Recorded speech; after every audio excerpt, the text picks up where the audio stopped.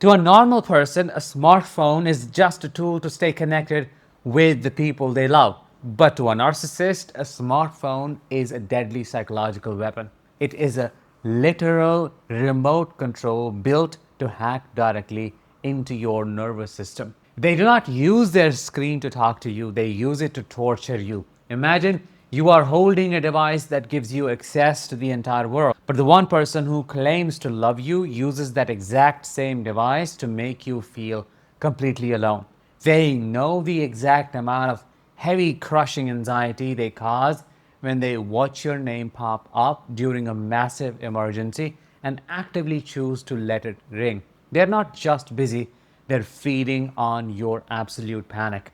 They want to see how many times you will desperately call just to prove they have total power over your mind from miles away. I'm Danish, a narcissistic abuse recovery professional. Welcome to my channel. Today, our topic is 6 ways a narcissist uses their phone to massively devalue you. To understand how a narcissist does this and how they weaponize a piece of glass and plastic, we have to start with the most painful way they use it against you. Number one, they intentionally watch your calls ring and refuse to answer, especially when you are in a panic or an emergency. Imagine you are in a genuine crisis. Your tire just blew out on the highway. You had a medical emergency or your world is falling apart. You need the person you love. You call them once, twice, a gazillion times.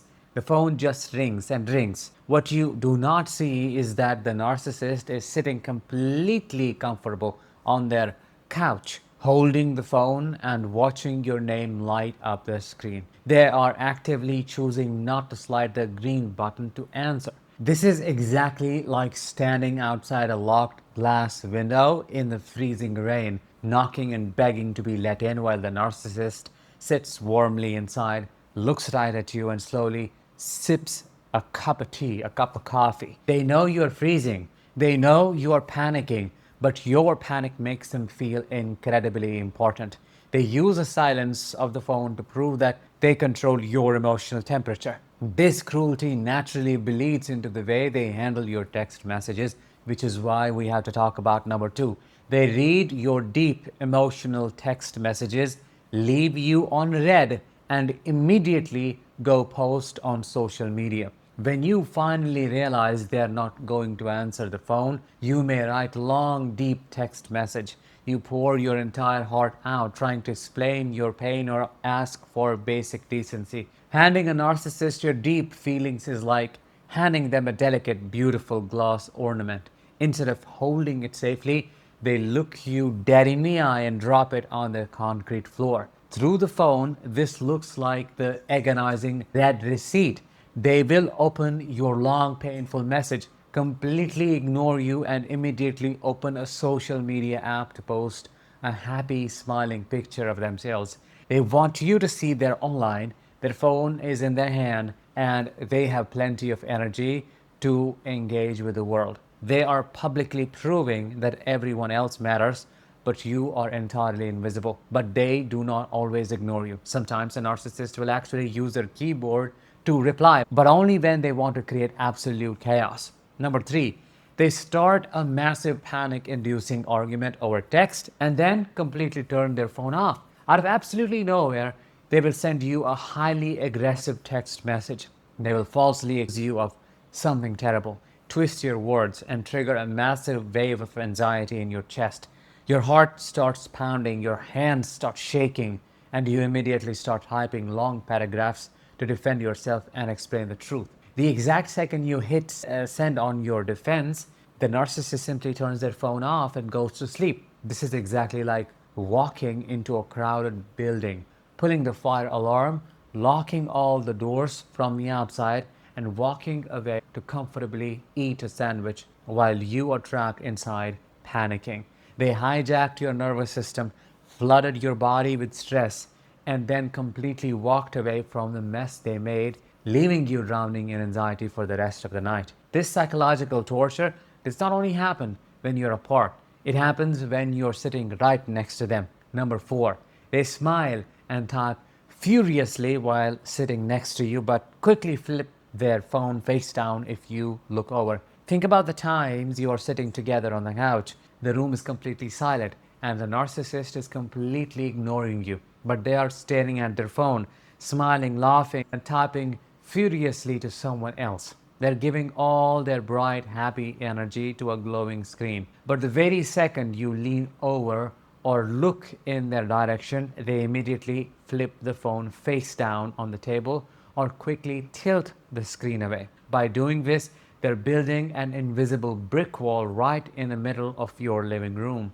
They are forcing you to watch them be charming and attentive to someone else while actively blocking you out. It is designed to make you feel intensely jealous, completely insecure, and entirely worthless in your own home. And speaking of making you feel worthless, a narcissist loves to disappear entirely just to see if you will wait for them. Number 5, they ghost you for days and then send a completely random one-word text just to test their leash on you. They will not answer a single important question for 3, 4, or 5 days, but then, just when you are finally starting to accept the silence and move on, your phone will buzz.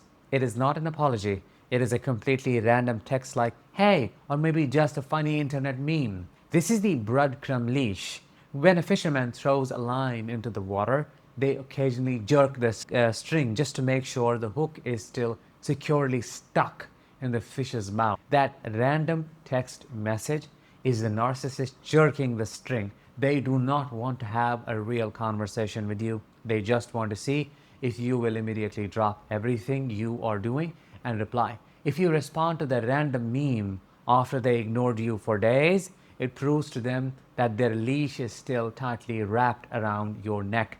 But the absolute most insulting way a narcissist devalues you through a phone happens when you finally try to stand up for yourself, which is why we need to talk about number 6. They reply to your deep pain or serious boundaries with a single mocking emoji or acronym. You gather all your courage and you type out a serious boundary.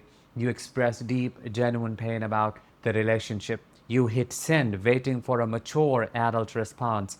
And the reply is a single laughing emoji. Or maybe they just type LOL or SMH for shaking my head. Now, here is a small disclaimer. Not every single person in the world who uses a laughing emoji or types LOL is a narcissist. I'm not saying that. People use these symbols every day in normal, funny conversations. But we are talking about a very specific context. When you are pouring your heart out, crying and begging for basic human empathy, and a narcissist replies with a laughing face, it is a weapon. It's like taking a thick, giant red marker and drawing a clown face right over a beautiful, serious painting you just spent hours making.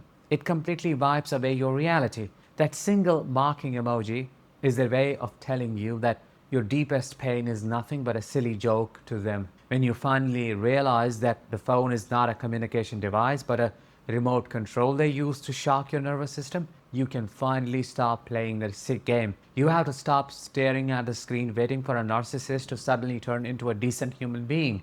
You have to cut the invisible wire, stop calling a gazillion times when they ignore you, stop pouring your fragile heart into long text messages that they will only drop on the floor. When you put the phone down, turn off the notifications and walk away from the screen, you completely strip them off their remote control. They can no longer reach into your mind and push your buttons. You can take your peace, focus, and your reality completely back into your own hands. And that is exactly what I help you do in my upcoming workshop. Topic is how to break your trauma bond with a narc in 5 practical steps. Book your spot at an early bird price. Link is in the comments or the description. With that, let's bring this episode to an end. I will talk to you in the next one. Until then, as always, let the healing begin and continue.